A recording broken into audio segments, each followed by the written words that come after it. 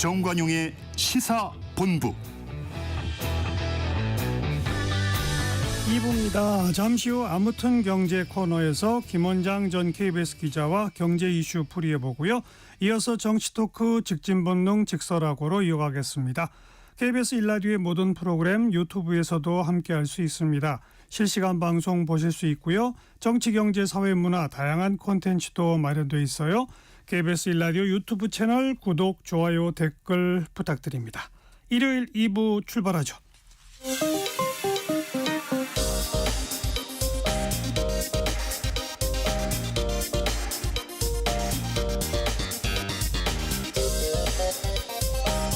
팩트체크 진짜 뉴스 정관용의 시사본부 KBS 1라디오 들어보면 압니다. 아무튼 경제 시간입니다. 여러분 스위프티노믹스란 단어 아세요? 미국의 가수 테일러 스위프트 어마어마한 경제적 영향력을 미쳐서 스위프티노믹스라는 단어까지 나왔다고 합니다. 누가 이번 대선에 누구를 지지하느냐 이것도 관심사였는데 민주당 해리스 후보 지지 의사를 얼마 전에 밝혀서 또 관심을 끌었죠. 자, 테일러 스위프트에 대해서 한번 같이 정보를 나눠봅니다. 김원장 전 KBS 기자 안녕하세요. 안녕하세요. 네, 참 영향력이 막강한 가수죠. 그렇습니다. 유독 우리나라에서는 조금 덜한 것 같은데 우리는 워낙 K-팝이 강해서 그런지 예. 테일러 스위프트는 인스타만 3억 명이 팔로워를 하니까 트위터에도 제가 찾아보니까 한 1억 명 정도 되더군요. 그러니까 과거에도 민주당 의원을 지지한 적이 있고 그래서 양측이 모두 환심을 사려고 했고 트럼프 후보가 지난해 11월에 테일러 스위프트에 대해서 아주 아름답다고 생각한다. 매우 재능 있고 훌륭한 스타성을 갖고 있다. 이렇게 주표 세우고 환심을 사려 했는데 결국 두 후보의 TV 토론회가 끝나고 다음 날 네. 포스팅을 했습니다. 그래서 나는 해리스 후보를 지지한다 이렇게 했고 그러자 그리고 이제 그 URL로 이제 인터넷 주소로 선관위에 유권자 등록하는 것을 올려놨습니다. 예. 미국은 이제 본인이 직접 선관위 그 다운로드 받아서 우편으로 접수를 하거나 뭐 직접 찾아가야 이게 유권자 등록이 되는데 등록이 돼야 또 투표를 할 수가 있고. 그렇습니다. 매우 번거롭습니다. 그래서 적극적으로 투표를 하려는 의지가 있는 사람만 투표장에 나오게 돼 있는데 예. 그 테일러 스위프트가 올려놓은 그 URL을 통해서 하루 동안 선관위에 유권자 등록하는 방식을 알아본 사람이 33만 명이라니까. 예. 이 사람들이 뭐 다 민주당 해리스 후보를 찍는 건 아니겠지만, 네. 그리고 나서, 트럼프 후보의 반응이 재밌습니다. 처음에는, 네. 원래는 몇 달 전에는 스위프트가 자신을 지지한다는 사진들을, 포스팅을 하면서, I accepted. 그래, 나 받아들일게. 이것도 좀 이상하긴 합니다. 왜냐하면 고맙다 이래야 되는데. 예. 그래, 너가 나를 지지할 수밖에 없지. 내가 받아들일게 이런 느낌이었는데 사실은 AI로 조작한 사진들이었고요. 맞아요. 그리고 그 기사가 났었죠. 그리고 이제 해리스 후보를 지지한다고 테일러 스위프트가 밝히자 며칠 후에 트루스 소셜이라는 또 거기에 I hate you. 그러니까 난 너 미워해. 또 포스팅을 하기도 했습니다. 네. 예. 그러니까 트럼프는 이제 구애를 하다가 또 네. 해리스한테 가버리니까 이제 괜히 또 이제 빈정상한 걸 그대로 다 드러낸 거 그렇습니다. 아니겠습니까? 그런데 네네네. 그나저나 이 테일러 스위프트는 에라스 투어라고 전 세계 투어를 하죠. 이 콘서트의 경제 효과가 어마어마하다면서요? 그렇습니다. 그 전에 좀 뭐랄까 속상한 트럼프 후보가 이것 관련해서 이제 콘서트 투어를 하면서 여러 우리는 우리말로 뭐 굿즈라고 하지 않습니까? 예. 뭐 옷도 팔고 뭐 이런 의상 뭐 이런 것들을 파는데 여기서 해리스 지지하면서 트럼프 지지자들이 제품을 보이콧하면서 1억 5천만 달러 한 2천억 정도 상업적 손실을 볼 거다 이렇게 글을 올렸어요. 트럼프 후보가. 예. 그러니까 2천억 정도 너 나 지지 안 해서 손해 볼 거야. 네, 그러면서 스위프트의 사진을 올렸는데 이게 이제 울고 있는 사진입니다. 그러니까 이렇게만 보면 마치 내가 괜히 트럼프 지지 안 해서 2천억 손해보고 속상해해서 우는 것 같은데 사실은 이게 2011년에 마야 톰슨의 4살 아들 로난이라는 아이가 그 아주 희귀암에 걸려서 신경화 세포종이라는 희귀암에 걸려서 죽었을 때 이 로난을 소재로 노래를 작곡했고 그때 로난이 죽었을 때 우는 사진을 거기다 갖다 붙인 겁니다. 아이고 합성이 가짜 그래서 합성이에요. 네. 그래서 미국 사람들이 이 스토리를 많이 알고 있거든요. 예. 그래서 그때 그 로난의 어머니 마야 톰슨을 공동 작곡가로 해서 이렇게 테일러 스위프트가 한 적이 있는데 그 사진 그때 이 우는 장면을 넣어서 또 비난을 받았습니다. 네. 이 콘서트 에라스 투어라고 해서 우리나라를 오지 않았는데 네. 뭐 전 세계 50여 국을 돌고 있고 뭐 아시는 것처럼 공연 한번 하면 그 스위프트 지진이라 그래서 스위프트 퀘이크라 그래서 뭐 몇만 명씩 모이니까 예. 들썩들썩 하다는 말이겠죠. 근데 올해 8월까지 미국 투어에서만 300만 관객 한 우리 돈 1조 원 정도 수입을 올렸고 미국 GDP 중에 한 40억 달러를 혼자 올린다. 하하. 5조 원 정도를 혼자서 올린다. 그러니까 연준의 베이지부가 아시잖아요. 네. 그 FOMC 금리 결정하는 회의가 1년에 8번 열리는데 그 전에 이제 그 금리 결정하는 연준 위원들이 뭐 통계를 봐야 할 거 아닙니까? 예. 그 경제 동향 보고서가 베이지북인데 그 표지가 베이지색이라 그래서 베이지북인데 그 베이지북에도 뭐 스위프트의 공연으로 5월 필라델피아 지역 숙박업 매출이 뭐 1.78% 올라 뭐 이렇게 나오니까 예.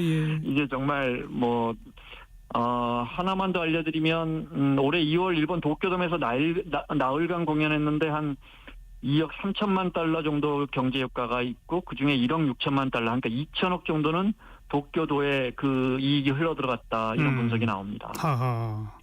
미국뿐 아니라 일본에서도 뭐 다른 나라도 네, 마찬가지겠죠. 그렇습니다. 뭐 별 일이 다 있습니다. 그러니까 캐나다 트리도 총리가 왜 캐나다는 안 오냐 해갖고 자필로 편지를 썼습니다.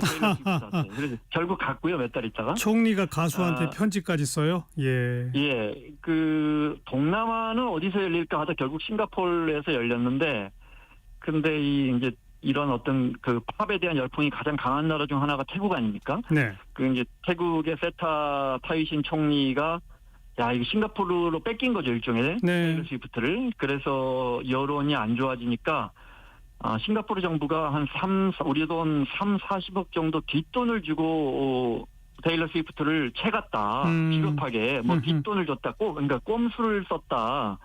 이렇게 의회에 나와서 뭐 변명이라고 할까요? 예. 이게 뭐 거의 무슨 경제적인 움직임뿐만 아니고 거의 뭐 이게 정치적인 뭐 좀 과장하자면 지정학적인 영향력까지 그러네요. 있습니다. 네. 그런데 월스트리트 저널이 그 테일러 스위프트가 경제 법칙을 망치고 있다 이렇게 보도했다는데 이건 무슨 얘기예요? 그 이제 제목이 그렇게 돼 있어서 제가 이렇게 그 기사를 자세히 봤는데요. 네. 지난달에 나온 기사인데 그러니까 쉽게 말하면 뭐 2차 시장, 그러니까 미국은 안표 시장이 이렇게 그 합법적인 그 홈페이지가 있는데요. 거기서도 8배까지 오르지만 공급이 많지 않다. 이제 기본적인 시장 경제가 갖고 있는 그러니까 파는 사람이 별로 없다. 왜 그런가를 분석한 겁니다. 그러니까 쉽게 말해 뭐 팬덤이 세다 이런 이야기를 복잡하게 경제학 이론을 많이 넣어서 심리적 평양 그러니까 그 이미 내가 갖고 있는 것을 더 가치 있게 평가하는 어떤 보유 효과라든지 무슨 손실 회피 성향 같은 경제학에서 이미 알려진 여러 원칙들로 왜 테일러 스위프트의 표가 비싸게 팔리고 도대체 안표마저 나오지 않는가 이런 어떤 시장의 비효율성을 설명한 거고요. 심지어 이 에라스토가 티켓 판매에서 여러 제도까지 영향을 줍니다. 그래서 미네소타주 같은 경우에는 스위프트 법이라 그래서 한 사람이 내 표를 다시 되파는 거, 나 못 가게 됐어. 해갖고 다시 되파는 건 괜찮지만, 여러 장을 사서 되파는 건 불법화했고요. 예. 또, 가장 큰 이 안표, 그러니까, 리세일 마켓인데, 표를 다시 되파는, 홈페이지가 티켓마스터인데, 여기가 독점을 하고 있다 해가지고 독점 소송까지 이어지고 있습니다. 네. 테일러 스위프트의 그 경제적인 측면 그거 뭐 상업적으로 엄청난 성공을 했다 뭐 이런 것 이전에 사회적으로 기부도 많이 하고 또 뭐 이번에도 그렇습니다. 대선 후보 누구 지지 선언하는 것처럼 정치적인 발언도 하고 또 저 사회적으로도 상당히 참여형 가수라고 볼 수 있죠.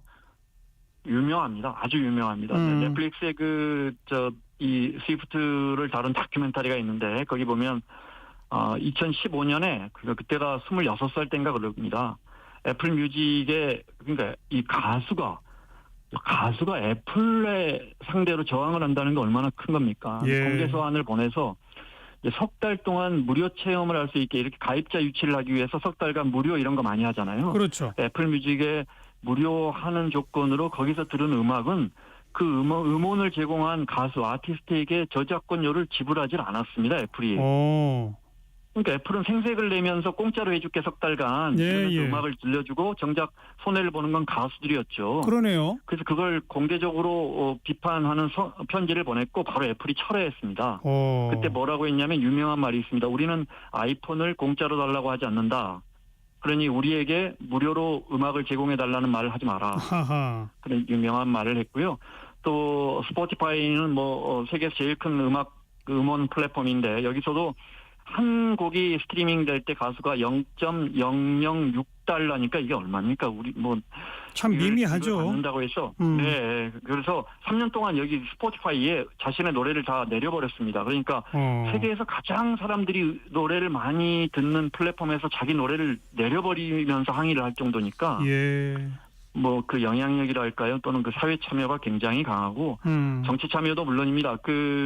나는 누구를 지지한다에 앞서 나는 이런 정책 때문에 누구를 반대한다, 누구를 지지한다 이렇게 나옵니다. 네. 그래서 원래 셋이 태어났는데 2018년 총선에서 그 공화당 상원의원 마샤 블랙번을 반대한다는 입장을 처음으로 밝히는데 마샤 블랙번이 여성 의원입니다. 그런데 이제 남녀에게 동일한 임금을 지급하는 법안에 반대했다. 또 여성 폭력 방지법을 연장하는 법안에도 반대했다. 그래서 나는 이 사람을 반대한다. 이런 입장을 밝혔고 마샤 블랙번 의원은 그때 그래도 재선은 됐습니다. 그렇지만 이런 어떤 사회 참여가 매우 뭐랄까요 분명한 이유를 댑니다. 그러면서 마케팅에도 철저하고 어떻게 보면 굉장히 상업적인 사람입니다. 그래서 예를 들어 지난해 자기 콘서트 투어 글로벌 투어 에라스 투어 스태프들에게 모두 5,500만 달러니까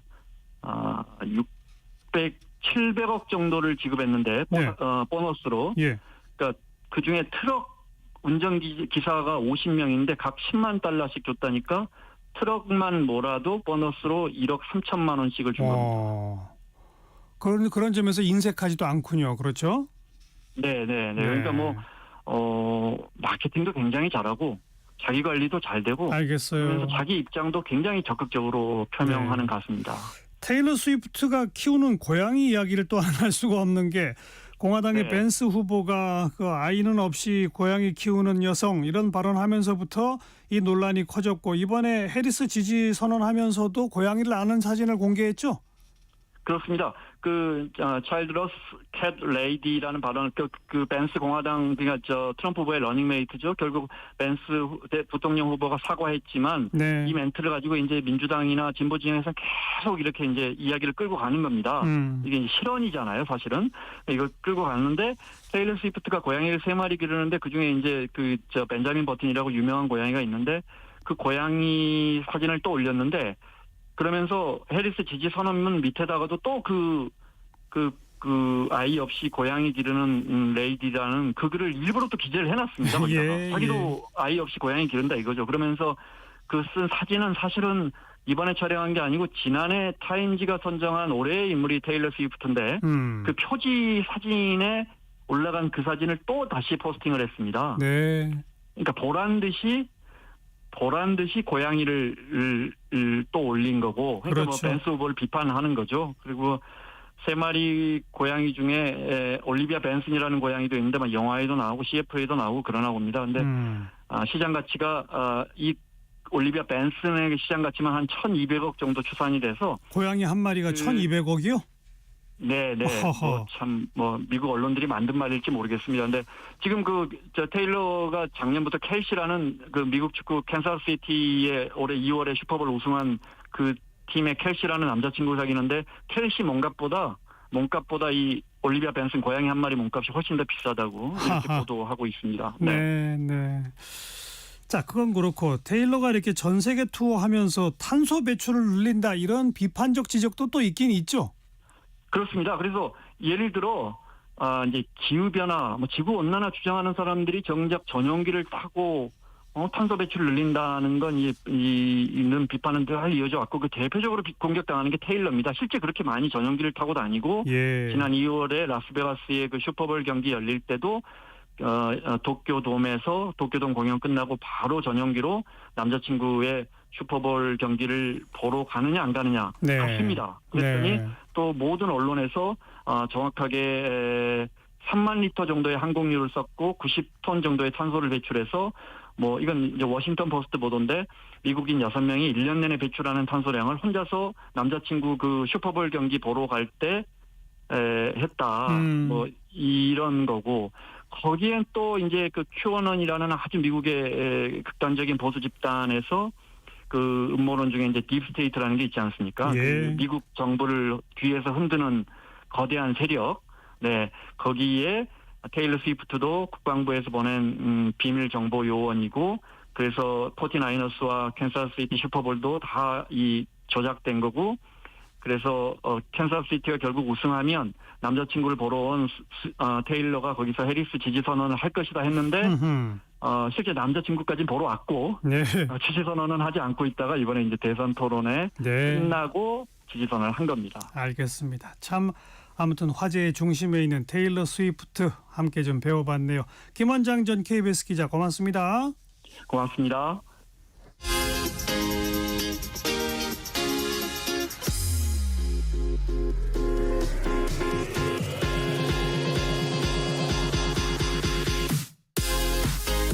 대한민국 시사의 중심 토요일 일요일 낮 12시 10분 KBS 1라디오 정관용의 시사본부.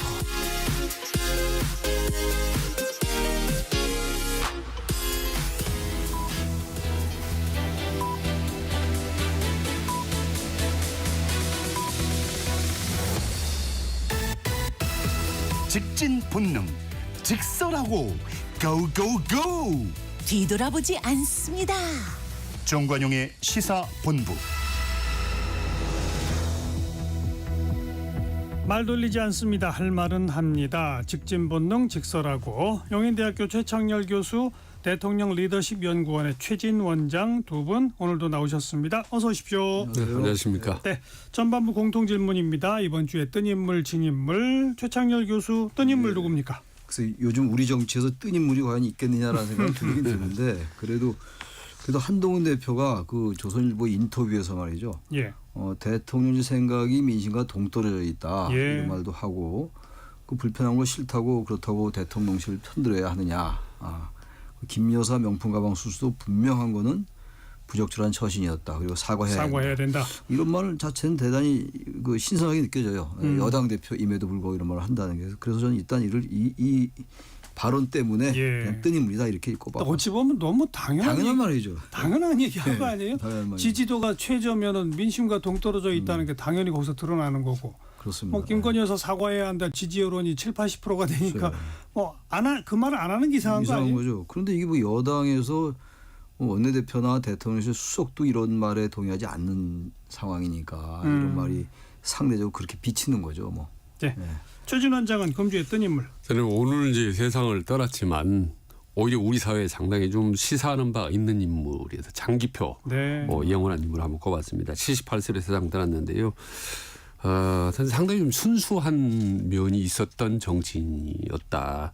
그리고 7번 당을 만들어서 7번 총선 대선에 출마해 다 떨어졌던 비운의 정치인이라 하지만은 상당히 좀 그 청빈하게 살았습니다. 아시다시피 상당히 거액의 몇 억에 달하는 민주화 보상금도 본인이 거부를 하고 끝까지 이렇게 좀 청빈하게 살았던 부분들 이런 부분들이 한번 기려보는 측면에서 추모해보는 측면에서 뜬 인물로 장기표 영원한 꼽아봤습니다. 제야다 뭐 이런 표현. 예, 그렇습니다. 네. 자, 금주에 진인물로 갑시다. 최창렬 교수. 하여튼 전 이번엔 김영선 전 의원 지금 현역 의원은 아닙니다만 예. 2022년도 보궐선거 때 지금 한참 그 얘기가 나오고 있고 2024년도 때는 공천은 못 받았습니다만 지난 총선 때는 아무튼 이게 김건희 여사 관련설도 나오고 있고 2024년 올해 이제 칠부사라는 절에서 이준석 대표와 그리고 김영선 전 의원 그다음에 명태균이라는 사람하고 또 천하람 의원 이런 사람이 만났다는 건 팩트로 밝혀졌거든요. 아무튼간에 상당히 그 국회의원직을 위해서 상당히 여러 이제 거래를 했던 그런 정황 같은 거 있어요. 예. 네, 그래서 전 김영선 전 의원이 뭐 지금 5선 4선까지 했던 의원입니다만 완전히 모양 국인 거죠. 완전히 모양지 막 구겼다. 예, 그렇게 생각해요. 또 하나 이준석 대표도 네. 예, 이게 바로 그 당시 2022년도 또 국민의힘 대표였어요. 그 얘기 나올 때. 그때 이제 명태균 씨의 주장에 의하면 뭐 김건희 여사하고 통화했다 이런 거 누구에게 얘기했다는 거 아닙니까? 뉴스토마토의 보도에 의하면 이따 얘기가 나올지 모르겠습니다만. 근데 그때도 국민의힘 대표였고 이번에도 이른바 거래의 정황 같은 게 이준석 전 의원이 현재 의원이죠. 이준석 그 당시 뭐 국회의원이 아니지만 예. 그때 관련된 것 같아서 이준석 대표의 그동안에 여러 개도 반듯하게 말했던 거 이런 평가는 갈 수 있습니다만 그런 거에 비해서는 상당히 이분도 스타일이 많이 구겼다. 그래서 진인물 두 분을 꼽아봤습니다. 네. 네. 그 얘기 조금 이따 또 좀 나눠보고요. 네. 최진 원장 금주의 진인물은 저도 이제 올해 이제 뜬 인물은 사실 너무 없어서 고르기 힘들었고 진 인물은 너무 많아서 고르기가 좀 힘들었습니다만은 그래도 한 사람 고르다 보면 저는 임종석 전 비서실장인데 정말 뜬금없이 이 통일론을 들고 나와서 이렇게 온 나라를 가뜩이나 시끄러운 반에 더 시끄럽고 복잡하게 만들었다라는 점에서 저는 임종석 의원입니다. 이런 발언이 방법이나 때로나 내용이나 여러 가지로 적절치 않았다. 지금 꼭 이 시점에 이런 얘기를 해서 온 나라를 이렇게 들쑤실 필요가 있나라는 점에서 저는 진인물 임종석 전 비서실장을 꼽았습니다. 네. 뭐 그 얘기 잠깐 해보죠. 그러니까 통일할 필요 없다. 뭐 일단 두 국가라는 거 현실적으로 인정하자. 거기에 맞춰서 우리 헌법도 바꾸자. 뭐 이렇게까지 이제 명시적으로 얘기를 했는데 그게 사실 지난해 말부터 김정은 위원장이 밀어붙이고 있는 적대적 두 국가론 뭐 결국 현실이니까 받아들일 수밖에 없다라고 하는 발언이다. 그래서 전직 통일부 장관들도 일부는 거기에 동조하고 일부는 반대하고 뭐 이런 모습을 보이고 있잖아요. 이제 그 발언 자체의 내용도 우선 최진 원장은 문제가 있다고 보시는 거잖아요. 네, 그렇습니다. 최창현 교수는 어떻게 평가하세요? 저는 할 수 있는 말이라고는 보는데 말하자면은 지금 현재 사실 우리나라와 북한은 서로 국가예요. 국가니까 지금 유엔에 가입해 있고 예. 미국 정상과도 회담을 했고 우리나라 정상과도 회담을 여러 번 했고 국가이면 분명하지만 지금 북한이 원래 적대적 국가 관계로 규정을 했잖아요. 지금 그러지 않았었는데 예. 그러니까 이 적대적 국가 관계로 명시적으로 규정한 건 또 별개의 문제거든요. 근데 그 얘기를 이제 우리 임종석 전 비서실장이 했단 말이에요. 그러니까 우리나라가 지향하고 있는 기본적인 지금 통일 방안은 민족 공동체 통일 방안이잖아요. 92년, 94년도에 나왔던 거 원래 노태우 정권 때 1989년도에 나왔던 겁니다만 여기서 이제 남북 연합을 전제로 하고 있는 거거든요. 양쪽의 체제를 인정하자. 자꾸 북한을 부정하지 말고 그건 이미 나왔던 얘기들이에요. 북한의 체제 인정하고 남한을 인정하되 일단 국가는 하나로 간다. 긴 안목에서는 통일 국가로 간다라는 거잖아요. 근데 우리나라 헌법도 지금 대한민국은 통일 지향한다고 나와 있어요. 헌법에. 당연하죠. 예, 나와 있고 또 헌법 3조에 영토 조항은 당연히 대한민국의 영토는 한반도가 그 부속 도서로 한다고 나와 있단 말이에요. 북한도 우리 영토고 영토로 돼 있어요. 북한 주민도 우리 국민이고 그렇게 돼 있는 겁니다. 예, 예. 저도 법률적으로는 제도적으로. 근데 이 문제를 두가 현재의 북한을 국가로 인정하는 문제하고 아예 영토 조항도 바꾸자. 네. 그리고 이거 우리 국가로 두고 가자. 통일은 하지 말자라는 건 전혀 별개의 문제예요. 네. 그러니까 보기에 따라서 어떤 할 수 있는 얘기긴 합니다만 왜냐하면 국가로 인정하는 거니까. 현실은 현실이지만 그것을 법제화하느냐 마느냐는 그건 전혀 별개의 문제라는 문제다. 저는 그러면서 대단히 부적절한 발언이었다 그런 면에서 그런 느낌은 들어요. 네. 이게 학자가 했다면 또 별개의 문제인데 이 임종석 전 실장은 정치인이란 말이에요. 네, 저도 이제 그 부분인데 뭐 임종수 의원이 무슨 학자나 전문가가 아니지 않습니까? 정치인인데 지금 학계에서도 헌법이나 여러 가지 논란이 있고 이견이 있는 상황에서 본인이 이렇게 너무 중요한 화두를 직격적으로 던졌던 그 저의가 뭔지 일단 틀림없이 정치적인 그 저의 의도가 저는 있다고 보는 거고. 뭐라고 생각하세요? 어떤 의도라고 보세요? 저는 다른 의도 없이 딱 하나라고 봅니다. 본인의 존재감 뭐 좀 극대화라고 저는 봅니다. 지금 제가 2차가 하는 존재감이 극대화라고 보는 거고 그 외에는 저는 뭐 달리 별로 찾아볼 수 없고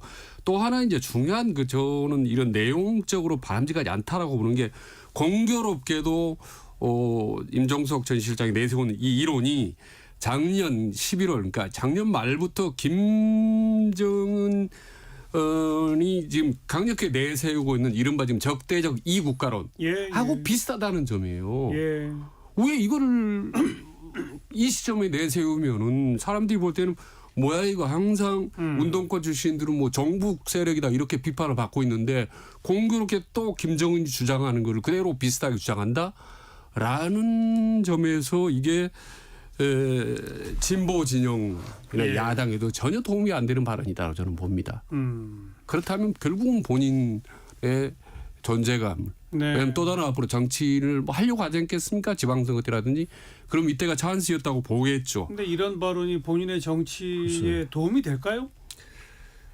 그 외에 본인이 존재감을 이 정도로 언론에 크게 보도될 때 뭐가 있겠습니까? 본인. 그러니까 그 다음 달인가 문재인 전 대통령이 얘기했던 거는 문재인 대통령은 정면으로 반대했어요. 반대했어요. 김정은 위원장의 주장이 완전히 잘못된 거예요. 틀렸다라고 이제 했는데 임종석 전 실장은 이거 제가 봐도 이거 전혀 정치로 도움이 안 되겠죠. 글쎄요. 안 될 텐데 그 존재감을 극대화한다로만 보기엔 너무나 무모한 발언이거든요. 좀 황당한 발언이죠. 황당한 발언. 뭐 옳다 그러다 차원 이전에 황당한 발언이고 좀 엉뚱한 발언이라서 글쎄 이런 발언이 왜 나왔는지 참 이해하기 예. 어려워요. 진짜. 예.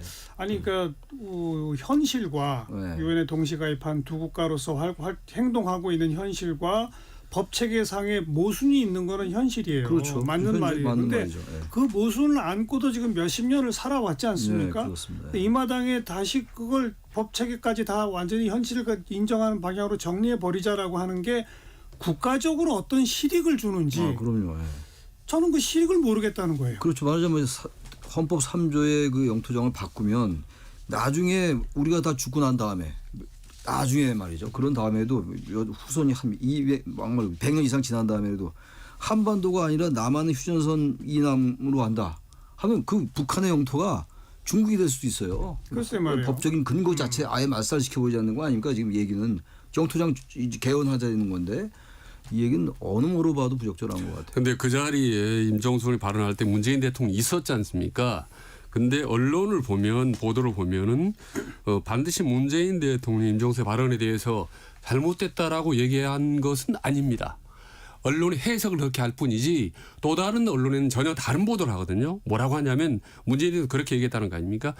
기존의 평화적인 담론과 같은 형태의 통일론에 대해서 수정할 필요가 있다라고 해서 마치 임종석의 발언을 뒷받침하는 듯한 발언을 했다라는 보도도 있거든요. 근데 그건 문 대통령의 얘기는 그건 그야말로 당연한 얘기예요. 그건 현재 이 지금 북한이 우리 남한에 대해서 아주 핵 무력화를 법제화하고 있고 예. 적대적 국가 관계를 규정을 하고 있는 상황에서 뭔가 담론을 바꿔나가자는 말은 전 당연한 말이라고 봐요. 아니, 그 말이 임종석 실장의 얘기를 긍정한다고 저는 해석할 근거가 너무 비약이다. 그뿐 아니, 아니라 근데 문 전 대통령의 연설 내용이 김정은 위원장의 두 국가론을 그렇죠. 딱 짚어가지고 이건 네. 반민족적 행위다라고 얘기했죠. 비판했거든요. 근데 문재인 대통령과 임종수 누가 다 아는 최측근 아닙니까? 가까운. 그렇죠? 문재인 정부 때 초대 비서실장이 이 가까운데 같은 자리에서 통일 문제에 대한 중요한 화두를 던질 때 과연 임종석 전 실장이 문재인 대통령이 전혀 어떤 교감이라든지 이런 게 없이 그 자리에서 일방적으로 본인 의견을 던졌다라고 저는 보지는 않습니다. 틀림없이. 예. 던지고 그 얘기는 예. 또 문재인 전 대통령도 그런 생각을 한다는 거예요? 그런 비슷한 생각을 갖고 있을 수 있다고 보는 거죠. 그러니까 답변이 애매모호한 것처럼 문재인 대통령의 답변이 매우 애매모호하기 때문에 조금 더 지켜볼 필요는 있지만 왜냐하면 언론 보도 다르기 때문에 다만 이 정도로 고강도의 발언을 임종석 의원이 던질 때는 그 자리에 바로 옆에 문재인 전 대통령이 있었는데 전혀 달리 갈 수는 없고 그러지 않았을 가능성이 그 높다고 옆에 있었기 때문에 그 이후에 문 대통령의 발언은 그것과 좀 결은 다른 얘기거든요. 네. 국가로 인정하는 건 저도 그 얘기는 많이 해요. 국가로 네. 인정해야 된다. 네. 그 얘기를 한 거는 임종석 실장의 말에 동조한다고 그거 그렇게 얘기할 수는 없다 이거예요. 근데 문재인 대통령의 어떤 입장은 좀 애매모호하고 좀 더 지켜볼 필요해요. 왜냐하면 이재명이라는 조국이라는 여러 가지 이 친명 비명 간에도 태도가 상당히 모호한 부분이 있었고 이번 발언 같은 경우도 앞으로 좀 더 지켜볼 필요가 있다고 봅니다. 문재인 물론이죠. 대통령의 의도는. 지켜봐야 되는데 어제도 제가 이런 언급을 했습니다만 아마 민주당에서 이 문제를 공식 논의 안 할 거다라고 전 봐요. 안 하죠. 이 얘기를 예, 그렇습니다. 논의해서 좋을 게 뭐가 있겠어요. 민주당이. 그러니까요. 예, 이거 이제 없죠. 임종석 전 실장은 물론 정치인이긴 하지만 지금은 정치 외곽에 있단 말이에요. 그러니까 민주당이 이걸 의원총회나 같은 데서 공식적으로 논의한다? 전 별로 상상이 안 되거든요. 네. 따라서 이 논의는 뭐 그렇게 본격적 정치 쟁점으로 가지는 않겠다. 네, 쟁점은 되지 않을 겁니다. 그런 생각이 너무 들어요. 엉뚱해서 너무 엉뚱한 황당한 얘기이기 때문에. 자, 1시 30분 막 지났네요. 잠깐 교통정보 전해드리죠. 정현정 씨. 네, 점심시간이 지나면서 도로 위의 정체 구간은 줄었지만 돌발 구간은 늘었는데요. 주의가 필요합니다. 먼저 경부고속도로 서울 방향으로 북천안 부근에서는 고장난 승용차가 서 있습니다. 양재에서 반포까지 정체고요. 반대 부산 방향은 잠원에서 서초까지 밀리고 있습니다. 죽전 부근에서는 고장난 승용차 서 있고요. 경인고속도로 서울 쪽으로 신월에서 막힙니다. 서해안고속도로는 서울 쪽으로 일직분기점에서 금천까지 정체고요. 서울 양양고속도로는 서울 방향인데요. 남양조금소 1차로입니다. 승용차 사고 있어서 처리하고 있고요. 미리 다른 차로로 변경하시기 바랍니다. 어제 고속도로 교통량은 많지 않았는데요. 곳곳에 비가 쏟아지면서 사고가 많았습니다. 아직까지 처리 작업 중인 구간이 있으니까요. 주의하시기 바랍니다. KBS 교통정보센터였습니다.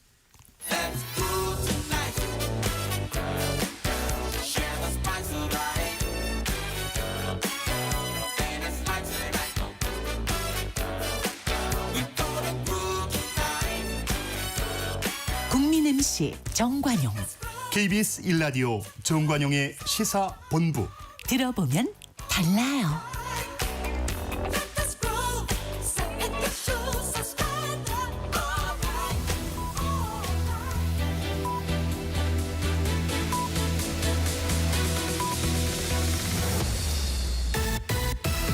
직진 본능.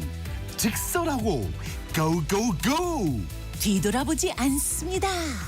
정관용의 시사본부.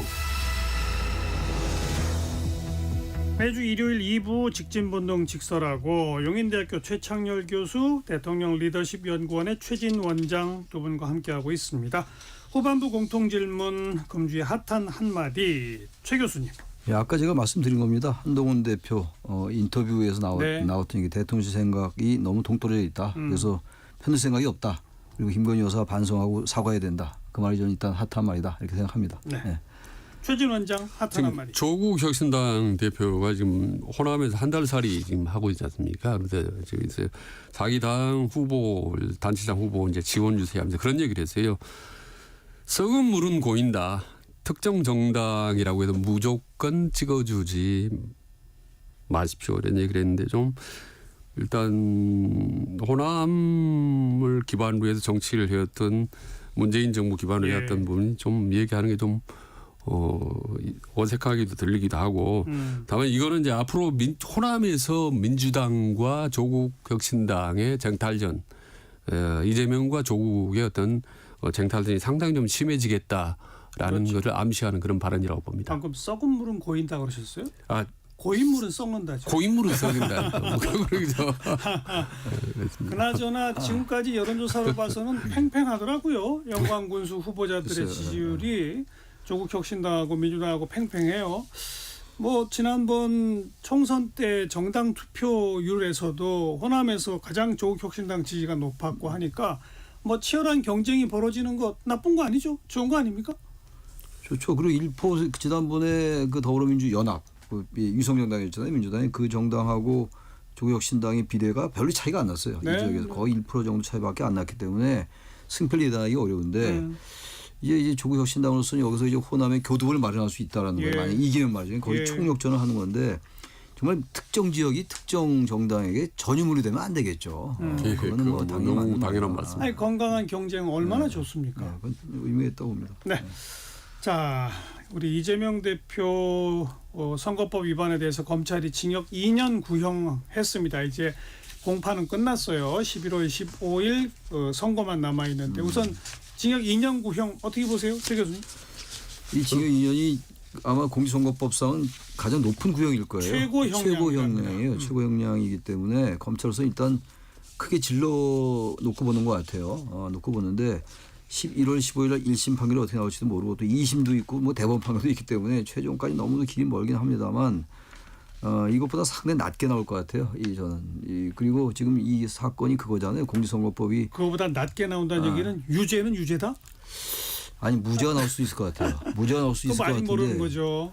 그거 아니 1심에서. 아 글쎄요. 그러니까. 1심에서 무죄가 나올 수도 있고 100만 원 이하가 나올 가능성이 높지 않을까. 저는 그런 생각하는데 모르겠어요. 제가 이런 말까 너무 앞서가는 얘기 같긴 합니다만 그게 옳다 그러다라는 얘기를 하는 건 아니에요. 저희 알겠어요. 순수한 예측입니다. 근데 예측인데 김문기 처장 전 처장을 모른다고 얘기했던 거 누가 봐도 이렇게 옆에서 낚시도 하고 이랬는데 몰라. 그렇지만 난 인지 못했다고 얘기하니까 법률적으로 재판부가 그거 알았다고 해낼 수 있을까? 네. 이게 증거로 해야 되니까. 예. 그래서 저는 무죄나 또는 이게 상당히 낮은 형량이 나오지 않을까. 100만 원 이하에. 지금 100만 원 이하 아니냐고 중요한 거 아닙니까 지금. 100만 원 넘으면 선거 못 나오고 거니까. 예. 돈도 토해내야 되고. 그러는 거니까. 만약 90만 원 넘으면 문제가 없어요. 사실 무죄는 아니지만. 그래서 이게 핵심인데 재판부가 이걸 입증할 수 최 있을까. 교수는 그렇게 보고 예. 최준 원장. 아니 1심에서 설령 만에 하나 100만 원 이상 나온다 하더라도 뭐 그게 큰 저는 뭐 어차피 문제가 2심 3심 될 거라고 보죠. 예, 그래서 우리 시간이 지금 요번 건도 지난 뭐 대선 때 발언했던 그 김문기 몰랐다 뭐 이런 거를 이제 심판 이제 판결을 구형을 한 건데 벌써 한 2년 반 지난 거지 않습니까? 1심. 또 2년 2심 할 때까지는 또 얼마나 걸릴지 모르겠고 설령 거기서 100만 원이 또 3심까지 갈 때 어떻게 될지 모르겠어요. 보면은 뭐 제1야당 유력한 대권 후보의 특수한 상황을 고려해서 뭐 저 재판의 뭐 심도를 기한다 이렇게 해서 뭐 몇 년 수도 넘길 수도 있고 예. 또 하나는 뭐 아시다시피 좀 민감한 부분이긴 합니다만은 뭐 재판부의 뭐 시간 끌기나 무슨 뭐 눈치 보기나 이런 부분들이 상당히 좀 많기 때문에 정치 바람이 점점 거세지고 또 내년부터 대선 바람이 불기 시작하면 그런 것도 재판부의 판결에 좀 영향을 좀 적지 않게 미치지 않을까 생각을 합니다. 그래서 이재명 대표의 다른 정치적인 사안들에 비해서 이 공직선거법 위반 사건은 그렇게 크게 위험한 리스크라고 보지는 않습니다. 31일 유진교사 의혹도 결심 공판이 있잖아요. 그거는 조금 요거는 다를 수 있을 것 같아요. 공직선거법 위반 사건으로 말이죠. 그건 아직 뭐 다음 얘기니까. 네, 원래 위진교사는 좀 세다더라고요. 아무튼 이게 시기상으로 봐서는 이제 11월 달에 1심 선고가 뭐가 내려져든 뭐 큰 정치적 변수는 안 될 거다. 최진 원장은 그렇게 보시는군요. 네, 그렇게 봅니다. 저도 그렇게 봅니다. 그렇게 보세요? 저는 2심까지 나와도 별 큰 변수 안 된다. 그렇게 봅니다. 뭐 결과적으로 대법원까지 확정돼야 되기 때문에. 뭐가 되죠. 알겠고요. 아까 우리 뜬인물 진인물 얘기할 때 잠깐 언급이 됐던 그게 이제 결국은 김건희 여사의 공천 개입 의혹과 연관된 그런 얘기 아니겠습니까? 뭐 국민의힘이나 이쪽에서는 오히려 거 봐라 이번에 나온 그 이른바 텔레그램 문자 내용 같은 걸 봐도 공천 개입이 전혀 없었다. 김건희 여사가 텔레그램에 쓴 문자가 뭐 명태균 씨란 분하고 주고받았다고 명태균 씨는 주장하고 있습니다만 나는 힘이 없다라고 써 있지 않느냐. 뭐 이제 그쪽은 오히려 그렇게 주장을 하고 야권에서는 아니다 이게 전부 다 의혹이 있다 뭐 이렇게 주장을 하는데 최 교수님. 그 전혀 문제가 없다라고 보기는 어려울 것 같아요. 왜냐하면 이게 지금 2024년도 공천 가지고 주로 얘기를 하는데 2022년도 보궐선거 공천 때 있었기 때문에 그때는 문자가 있었다는 얘기는 없죠. 없는데 이제 그 특정 아까 말씀드린 그 뉴스토마토란 매체가 주장하는 거잖아요. 그 보도되기를 제가 읽어봤는데 명태균 씨가 자기가 이런 통화한 걸 누구한테 얘기했다는 거예요. A씨인지 뭐 기록씨인지 어쨌든 가씨인지 얘기를 했는데 자기가 이제 뭐 전화가 와가 이거 경상도 말로지 와가가 뭐 이런 말 하잖아요.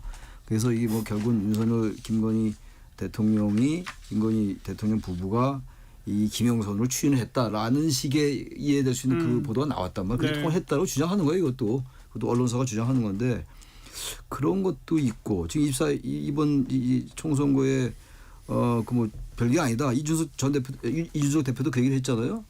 보니까 별거 아니다. 완결성이 떨어진다 얘기했지만 아무튼 간에 제가 볼 때 조언을 했는지 안 했는지 몰라더라도 그리고 그게 난 힘이 없습니다라고 얘기했느냐 안 했는지 모르겠는데 저도 대통령 부인이 공천에 관련돼서 엮여 있다는 거.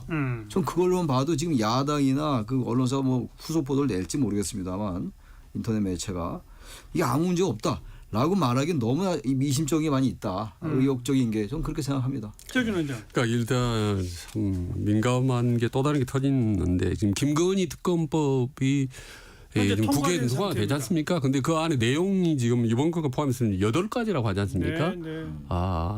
뭐 국민들 생각 한 서너 가지 뭐 이렇게 생각했을 텐데 8가지 이게 무슨 말이냐면 국민들은 일단 김건희 여사가 한마디 일거수일투족에 대해서 되게 민감하고 지금 예민한 그런 상태라고 봐야 되지 않습니까? 근데 이런 상태에서 또다시 이런 의혹이 터졌다라는 것 자체가 저는 앞으로 상당히 문제가 확산될 소지가 많다.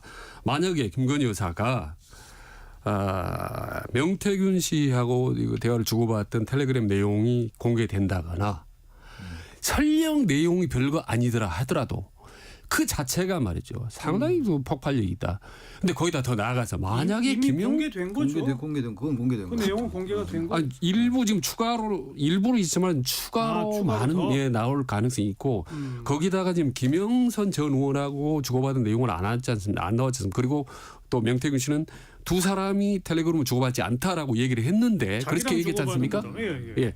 그런데 주고받았던 실제로 내용이 나온다거나라고 할 경우는 참 뭐 걷잡을 수 없이 파문이 커질 수도 그러니까 있겠다라는 명태균 생각이 씨는 들죠. 지금 김건희 여사와 김영선 전 의원이 문자 나눈 적이 없다. 자기가 나눴다. 자기가 김건희 주고받았을 여사가. 뿐이지. 근데 그것도 김영선 굉장한 거 전 아니겠어요? 의원은 그것도 예. 공천에 관련된 거라면 그것도 네. 얘기가 될 수 있는 거죠. 대통령 부인. 그렇죠. 그러니까 영분이 또 다른 민간인하고 중요한 얘기를 주고받았다. 근데 그게 텔레그램이 언론에 공개된 하나가 아니라 두세 개, 세 개, 너댓 개 있고 여러 가지 있다라는 것이 밝혀지면 말이죠. 아직 더 있다는 건 아직 확인된 바는 없으니까요. 예, 확인은 이런 없습니다. 얘기 하더라고요. 없는데. 뉴스토마토 기자하고 제가 통화를 해보니까 평소 제가 통화하는 기자한테 이거 쓴 기자 말고 예. 얘기했더니 자신의 뉴스토마토는 후속 보도를 할 가능성이 높다라고 얘기를 하더라고요. 예. 그런 얘기를 하더라고요. 일단 그 말이 정확하지 모르겠지만 또 하나가 그 서울의 소리 때 통한 게 있잖아요. 녹취록에 나왔잖아요. 7시간 반짜리. 예.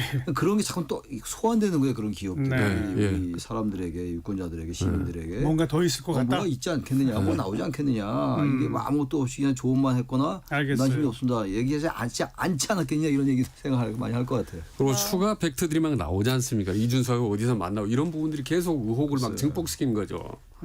그래서 이게 이제 김건희 특검법에 요 내용까지를 포함시켜서 포함된 야당은 이미 통과를 시켰어요.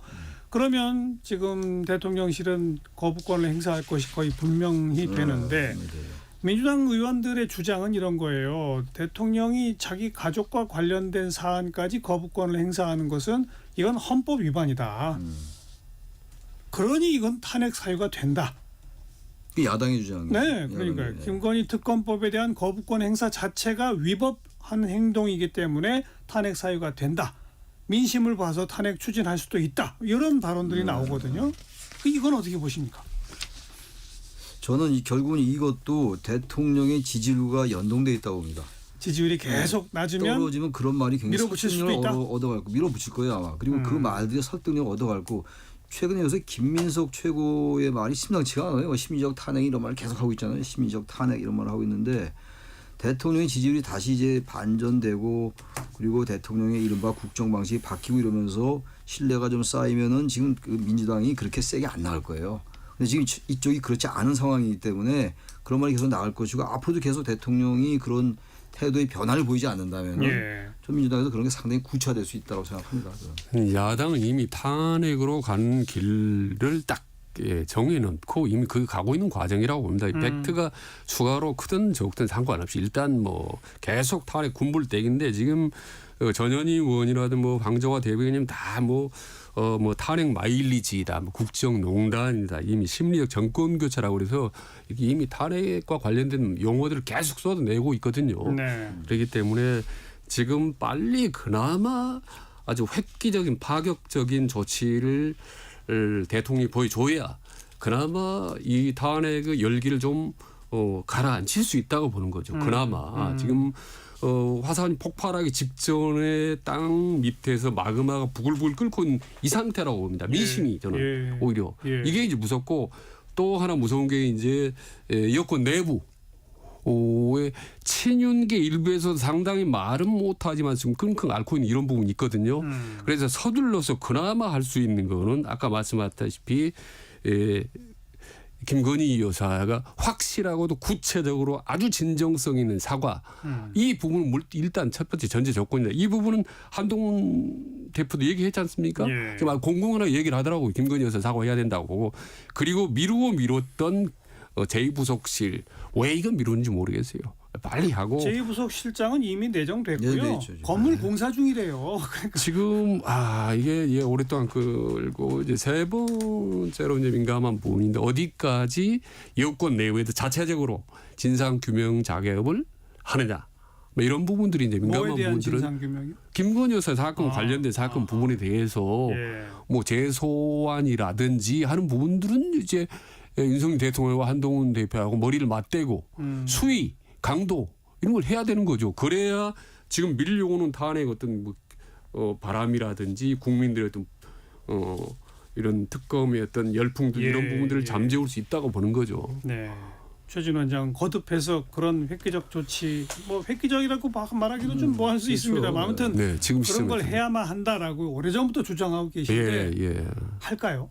저는 못할 것 같아요. 저도 마찬가지인데. 오히려 대통령이나 대통령실의 판단은 그런 조치를 하면 할수록 탄핵 열풍이 더 세질 거다. 이렇게 하는 것 같아요. 이렇게 보지 않을까요? 한번 밀리면 계속 밀린다라고 보는 것 같아요. 지금 그런 인식을 갖고 있는 것 같죠. 그런 느낌이 들거든요. 그게 모든 대통령이 그랬다. 밀리면 밀리는 게 절대 아니거든요. 밀리기 시작하면요. 그 다음부터는 여지가 넓어집니다. 오히려 탄력성이 생겨요. 근데 대통령들이 지지율이 낮으면은 불안하고 초조하기 때문에 여기서 밀리면 끝장인가라는 잘못 착각을 갖고 강공으로 나오는데 그건 아주 잘못된 거죠.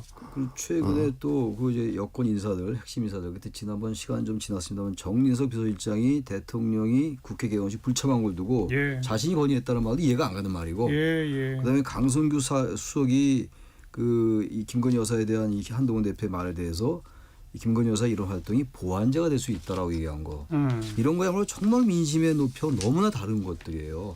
물론 모든 걸 민심을 따라갈 수는 없다 치더라도 100번 이해해서 여권의 입장을 이해해서 그렇다 하더라도 김건희 여사의 최근에 이런 여러 가지 행태들이 굉장히 민심이 안 좋은 건 사실인데 이게 오히려 보완제가 될 수 있다는 식의 발언들, 그건 그분의 생각이겠습니다만 저도 그렇게 자꾸만 하니까 지금 대통령실이 다른 곳으로 가는 게 아니냐, 민심의 방향과는 다른 방향으로 그런 생각이 듭니다. 네. 그래서 이제 윤석열 대통령과 한동훈 대표 9월 24일에 만나지 않습니까? 예. 그 주요 우제가 당 우려가 지도부와 함께 만나지 단둘이 만나는 건 아니고. 예, 그렇습니다. 예. 그래서 9월 24일 그전 그 부분을 지적하려고 하는 건데 전체 만나서는 이제 무료 갈등 문제를 이제 얘기를 해야 되겠죠.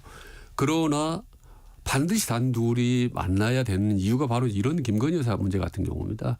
대외적으로는 비공개를 하되 내부적으로는 기필이 조금 전에 제가 같은 공개적으로 제안 들은 부분 포함해서 이 부분을 어떻게 해소를 해야 될지 정말 진지하게 의논해야 될 시점이라고 봅니다. 더 이상 이게 미루면은 방법이 없어질 수가 있다. 이게 점점 저는 어려워질 것 같습니다.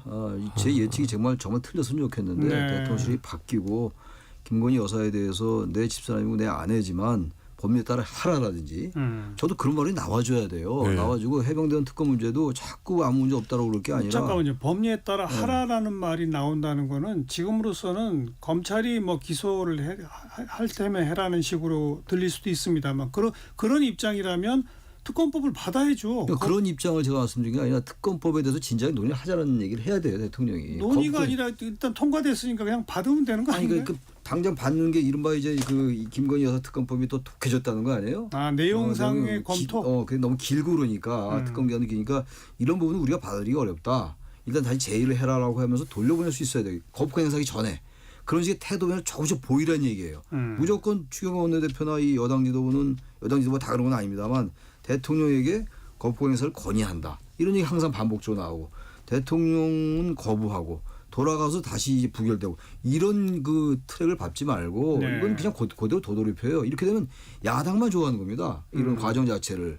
어차피 여야가 다 욕먹는다 하더라도 여야 다 욕먹어도 그래도 지금 남는 장사는 야당이에요 지금. 그렇다면 대통령이 거부권 행사하기 전에 이러이러한 문제가 있지 않냐 입장을 바꾸는 거 생각해 보죠. 당신들 왜 이렇게 특검이 기냐 기간이. 그거 다시 한번 해봅시다라고 얘기하는 거예요. 그러면 국민이 다시 볼 거 아닙니까? 대통령이 좀 바뀌는구나. 해병대 특검도 마찬가지예요. 찬성 여론이 높잖아요 지금. 이거 완전히 깡그리 무시하고 나서 아무 문제 없다라고 하면 이게 말이 되냐고요. 근데 문제는 이러한 얘기들이 통할 거냐 이런 얘기들이에요. 아까 제가 말씀드린 몇 명의 참모를 예를 들었습니다만 그분들 생각이 그러하다면 과연 그런 식의 건의를 할까 대통령께 상당히 저는 의구심이 들 수밖에 없다. 제 개인적인 생각으로는. 그러니까 저는 현 시점에서 아무튼 윤석열 대통령 제일 큰 문제는 저는 이제 사실 영부인의 문제라고 봅니다. 오히려 저는 이런 부분에 대해서 전화 이보고 계기로 삼을 수도 있어요. 조금 전에 최 교수님 말씀하셨다시피 이 뭐 성역 없는 수사론을 한번 또 다시 언급을 할 수 있고 또 이건 민감한 부분인데 과거 그런 경우도 있습니다. 본인이 대통령이 좀 뭔가 좀 힘을 실어주고 싶은 중진 정치인으로 하여금 오히려 그런 발언을 하게 하는 경우도 있죠. 그래서 그를 대통령이 과감하게 받아들이고 예. 그럼 대통령이 살고 여권도 살고 상당히 좀 정치 공학적인 부분입니다만은 국민을 위해서 할 수 없이 그런 부분을 보여줄 필요가 있는 거죠, 사실은. 그런 점에서 YS 김대중 두 대통령, 김대중 김영삼 대통령이 가족 문제를 어떻게 처리했는지를 보면 상당히 좀 힌트를 좀 얻을 수도 있을 겁니다. 만약에 그때 절대로 우리 가족 안 된다, 손 대면 안 된다라고 갔을 경우에 정말 힘든 경우를 맞이했을 겁니다. 근데 역대 이승만부터 지금까지요 유일하게 무탈한 대통령 2명입니다. 김영삼, 김대중 대통령이. 예. 다 퇴임 직후에 힘들게 어려운 아주 힘든 경우를 다 겪었어요. 예. 임기 중에 아주 이상한 일이 생기거나 그런 점에서 본다면. 근데 김대중, 김영삼 두 대통령은 임기 중에 자기 아들 문제가 나왔을 때 원칙대로 처리해라. 했죠. 라고 해서 했죠. 처리를 했죠. 네, 사법 했죠. 처리를 다 했죠. 예. 그러니까 오히려 퇴임 후가 나아졌다. 그랬습니다. 예. 네. 퇴임 때 안전하게 퇴임을 했고 그 이후로도 낫었고. 아니 뭐 저도 그런 얘기 뭐 사석에서도 많이 하는 편인데. 네. 근데 우리 윤 대통령께서 그런 모습 보일까 참 그런 생각이 들긴 합니다. 제 개인적인 자꾸 저도 이제 그 가능성이 어렵다고 생각을 하면서도 예. 건의를 반복하는 게 사실 아시다시피 윤석열 대통령 개인이 아니지 않습니까? 이게 국가 이제 지도자이기 때문에 또 국민을 위해서 본인이 정말 내키지 않고 예. 가슴이 쓰리겠지만은 결단을 내려야 되는 그게 대통령 살고 국민도 살고 오히려 김건희 여사를 위해서 중장기적으로 오히려 훨씬 더 낫다고 저는 판단하는 지금 거죠. 최진 원장이 말씀하신 그 얘기한 그거를 예. 참모들이 얘기를 해야 돼요. 무슨 당위적으로 대단히 정의로워서 이렇게 하는 얘기가 아니라 예, 그렇습니다. 참모까지는 아닐지 몰라도 그 언론의 행태를 보면 그러니까 대표적인 보수 언론들에서 얘기하잖아요. 조선일보, 동아일보 뭐 이런 곳에서 벌써 오래전부터 그러니까 바로 과연 이게 보수의 핵심이라고 할 수 있는 집단들, 예컨대 해병대, 뭐 의사 집단 이런 데들하고 다 척지고 있는데 그거보다 더 문제 삼는 게 김여사 문제다라고 하는 논조로 오래전부터 글을 써오기 시작을 했거든요. 뭐 심지어 동아일보의 어떤 분은 아크로비스타에 김여사는 혼자 가서 칩고해라. 대통령실하고 그 관저에 머물지 말고 심지어 그렇게까지 썼었고 최근까지도 계속 그런 식의 그 지적들은 이어지거든요. 이거는 아니 언론을 보면 대통령으로서 뭐 참모가 건의를 하든 말든 지금 민심이 어떤지 자기 핵심 지지층인 보수가 자기를 어떻게 보고 있는지를 알 수밖에 없는데 그러나 그렇게 안 하고 있는 거 아닙니까? 네, 참. 그 이른바 저작거리에 옛날에 조선시대 저작거리라고 많이 쓰잖아요. 네. 저작거리 민심이라는 게 있거든요.